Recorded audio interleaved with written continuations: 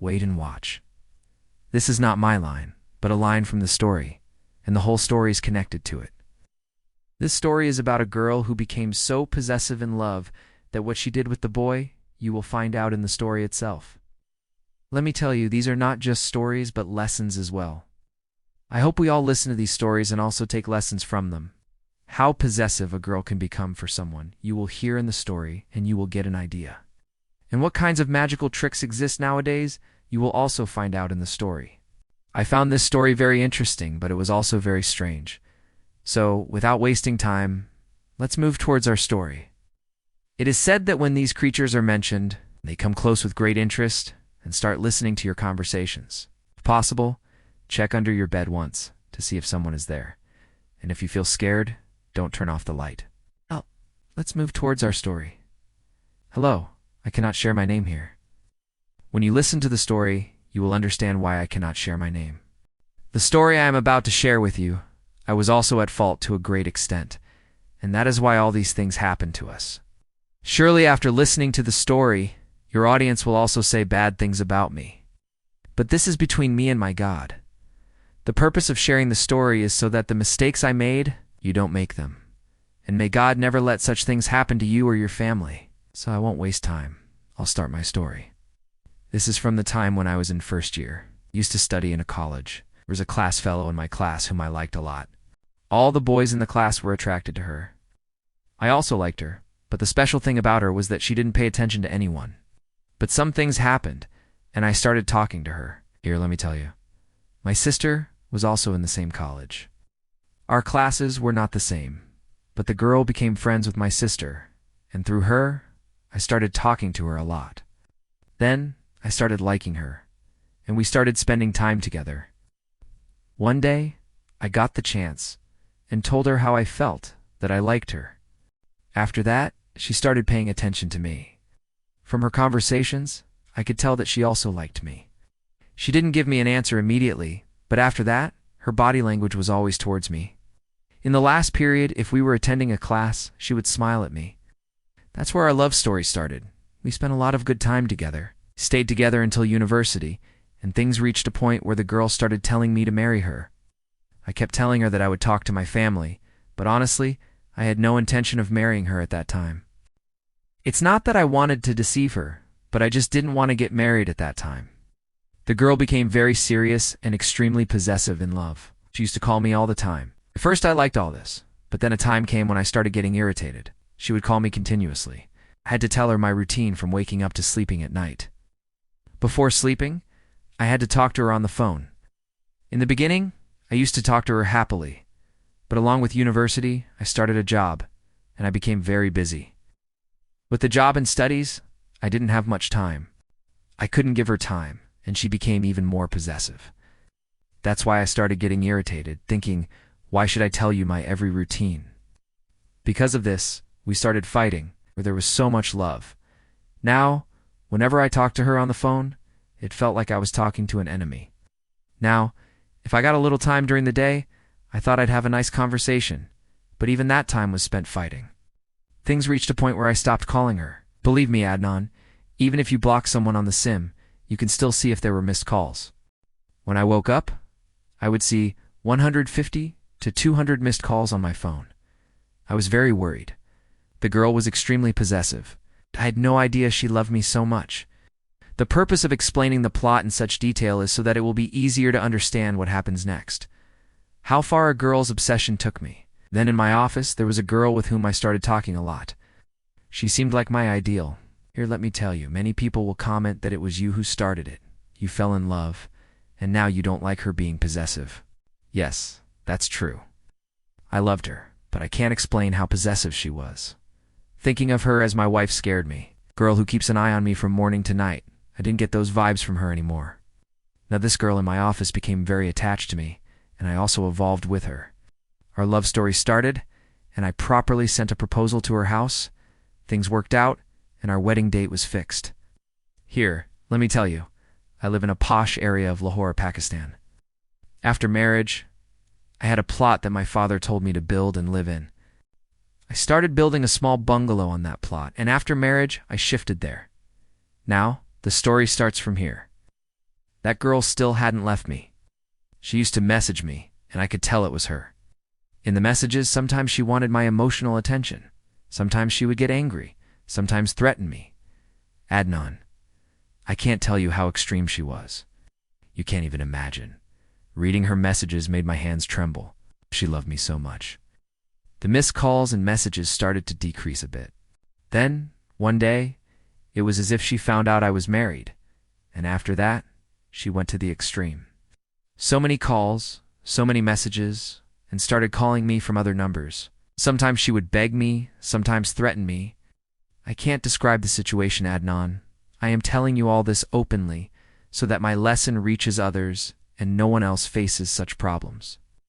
Anyway, she started calling me from other numbers, tried to find out my address from different people. One day, she even came to my office and created a huge scene in front of my boss and colleagues. She behaved as if she was mad. I felt pity and anger for her. Anyway, that phase also passed. Gradually, her messages and calls stopped. Then, one day, she sent me a last message on Facebook Messenger. The message was, "Wait and watch. If you understand, it was a big threat, and if you ignore it, it was just a normal message." But that message really bothered me. Anyway, I ignored it, and after that, there was complete silence. Now let's come to my and my wife's lifestyle. I used to go to my job in the morning, and my wife would be alone at home all day. In the evening, I would come home, she would have dinner ready, we would eat, walk in the lawn, and then sleep. We were a newly married couple. The house was a small bungalow, with a wall around it and a beautiful lawn outside. There was a plot next to my house with a tree that leaned into our yard. I didn't cut it because there were no other trees around, and I thought it would provide shade in the summer. It was a mango tree, but there was no fruit at that time. This was our routine. After about 15 to 20 days, I noticed a strange change in my wife's behavior. She had her own car and would drive to the market for groceries or to her mother's house, which was nearby. She would message me that she was going to her mother's, and I would say okay. It was better than staying home alone all day. Sometimes she would go to her mother's or to the commercial market for groceries. The change I noticed was that my wife was very busy on her phone, as if she was chatting with someone. She had 2 or 3 friends I knew, and she used to talk to them, but now she was so involved that even while cooking or eating, the phone was in her hand. I asked her who she was talking to, and she said it was a friend. Now, my wife's behavior was as if she was angry with me, but not telling me why. You could see on her face that she was upset, hiding something. Not that we were fighting, but she became very reserved. Everything else was normal, but her behavior changed. One night, I was sleeping. It was winter, and the room was silent except for the heater. I felt as if someone was talking on the phone, not my wife's voice, but as if a voice was coming from the phone speaker, but from a distance. I woke up and saw my wife was not in the room. There was a guest room next to ours. I went there and saw my wife sitting alone in the corner on the sofa. Believe me, she was sitting in the dark, in the cold, in a very creepy scene. I softly called her name and asked why she was sitting there. She didn't answer, but the phone was on her ear, as if she was listening to someone, not talking, just listening, like you listen to a voice message. I shook her, and after a while she came to her senses. I asked why she was there, but she didn't answer, just changed the topic, and came back to our room. This was very strange. We didn't have the habit of checking each other's phones. I asked what she was listening to, and she said it was a voice message from her friend. I got a bit suspicious. Which friend sends a voice message at night that you have to go to another room to listen to? I asked her to show me. She played a bit, and I quickly stopped it to show I didn't suspect her, but this wasn't right. If you're talking to a friend, do it in the room, no problem, but this was strange. I will continue the story from my wife's point of view, and sometimes from mine, and I'll let you know when I switch. Now, from my wife's point of view, on Facebook, the girl I started talking to, at first it was just hello, hi.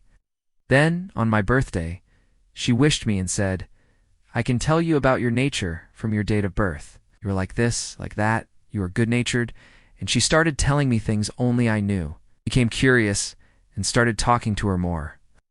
Then, our friendship grew. She told me things about her life that made me feel sorry for her, like she had suffered a lot. Once, I was at a parlor, and I told her about the packages there. From her words, I felt she wanted to go, but couldn't afford it. I offered to pick her up and get her the services. She was very happy.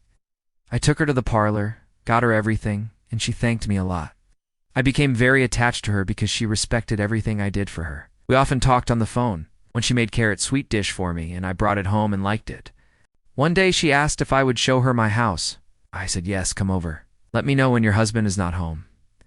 It was weird, but I didn't take it seriously. One day, I told her I would pick her up after going to my mother's house. She was ready, and I brought her home. That day she looked very different. She kept looking around the house, asking to see every room. Her eyes were searching for something. I went to the kitchen to make tea and snacks. She was in the TV lounge, using her phone, but her eyes kept moving around. She was looking for something. She kept her purse with her everywhere, which was odd. She went outside to the lawn, looked around, and sat quietly under the tree by the wall. She didn't know I was watching her from the kitchen. She seemed to be digging for something, then took out a red cloth from her purse, like a small bottle wrapped in cloth, and buried it there. Then she came inside, looking very satisfied, as if she had accomplished something difficult. Earlier, she was nervous, but now she was excited, repeating my words, behaving like a mad person. I was scared of her now. I quickly made tea and wanted her to leave. She asked if I had a party dress she could borrow. I said yes, went to my room, and started looking for a dress. Suddenly, I felt as if someone was whispering in my ear. She was taller than me, and she came close and started reciting something in my ear. I was terrified, but after she recited, I felt hypnotized, as if I would do whatever she said. I gave her several suits, even new ones, and she packed them in a bag. She started roaming around the house, opening my husband's cupboard, touching his things, running around like a child playing airplane. After she recited in my ear, I felt under her control, as if there were two people inside me, one under her control, one trying to break free. She would sometimes grab my ear, make strange gestures, blow on me, and my hair would move from her breath. She kept sending me voice messages, and I couldn't help but listen to them. It was like an addiction. I had to answer her calls immediately. Now back to my husband's point of view. My wife started behaving very strangely, staying up all night listening to voice messages. If I asked to see her phone, she would refuse, saying it was her friend. I didn't want to create mistrust, so I didn't insist. The situation got worse. One night I heard the sound of crows outside, so many crows cawing that it woke me up. I saw my wife was not in bed. I went outside and saw her digging in the yard, while crows sat on the tree, cawing loudly. It was terrifying. My wife was digging, not in her senses. I called her, but she didn't respond. I dragged her inside, and she sat on the bed, hair covering her face, and said, "Wait and watch." My mind was blown. My wife started shaking, her voice changed, and she said, "You left me for this girl. Now see what I do to her." I realized it was the same girl I had left, speaking through my wife. My wife's voice became heavy, crows cawing outside and inside. My wife was being thrown around the room as if by an invisible force. I held her down on the bed and started Quranic recitations, blowing on her. After a while, she calmed down and said her head hurt, she wanted to sleep. I let her sleep and watched her all night, terrified. In the morning, I fell asleep. Suddenly, I felt as if it was raining, water falling on me.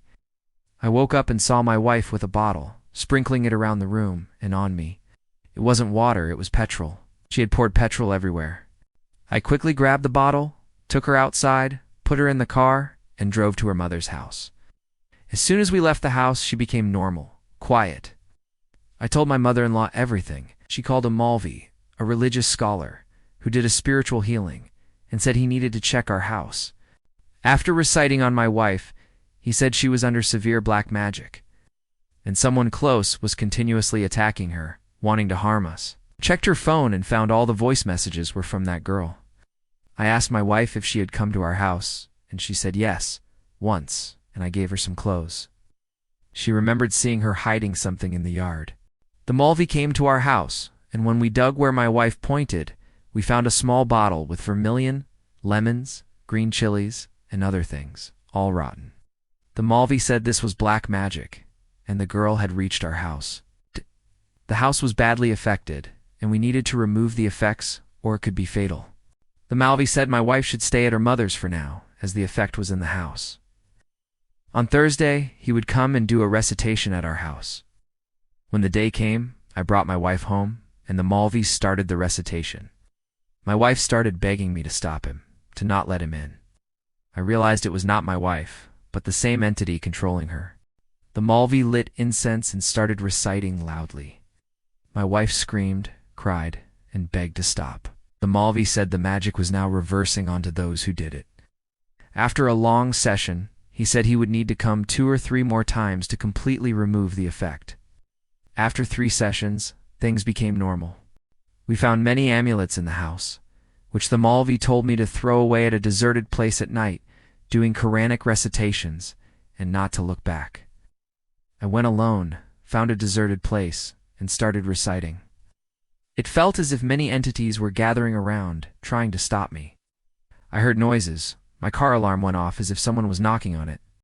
But I completed the recitation through the items and didn't look back, even though I felt things following me.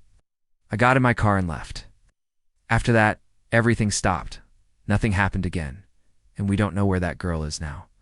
May God bless her and give her good fortune, but what she did was wrong. This is a lesson for those who might face such situations. If you are wise, you will know how to handle it. Otherwise, may God protect you from such things. These stories are not just stories, but lessons. I shared this so it might add value to your life. Thank you for listening to my story.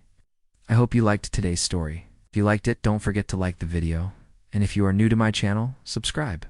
See you in another interesting story. Good night.